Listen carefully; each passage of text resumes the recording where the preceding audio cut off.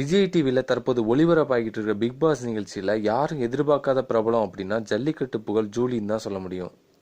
ஏன்னா இவங்களை தவிர மற்ற அனைவருமே சினிமா துறையில் ஏற்கனவே புகழ் பெற்றவர்கள் தான். முதல் நாள் கமலஹாசன் அறிமுகம் செய்த பிறகு ஜூலி வீட்டுக்குள் நுழையும் போது யாருமே பெருசாக ஆர்வம் காட்டலை. மேலும் அந்த வீட்டில் இவங்க யதார்த்தமாக பேசுறதையும் யாருமே விரும்பலை. அதோட மட்டும் இல்லாமல் எலிமினேஷன் லிஸ்ட்லையும் பிக் பாஸ்க்கு இவரோட பேரை தான் நாமினேஷனில் கொடுத்தாங்க. அதே நேரத்தில் பிக் பாஸ் டீமோட கேப்டன் பாடலாசிரியர் சினேகன் சர்ச்சையில் சிக்கிற மாதிரி இந்த பெண் இன்னும் ஒரு வாரம் இங்கே இருந்தா நம்ம எல்லாருமே வீட்டுக்கு ஓட வேண்டியதான் அப்படின்னு காயத்ரி ரகுராம்கிட்ட சொல்றதா ஒரு பதிவு சொல்லியிருந்தாங்க. அங்கே நடக்கிற விஷயங்களை புரிந்து கொண்ட ஜூலி பல நேரங்களில் இதை நினைச்சு எமோஷனலாக அழுதுறாங்க. அதையும் டிவியில் அப்படியே டெலிகாஸ்ட் பண்ணிடுறாங்க.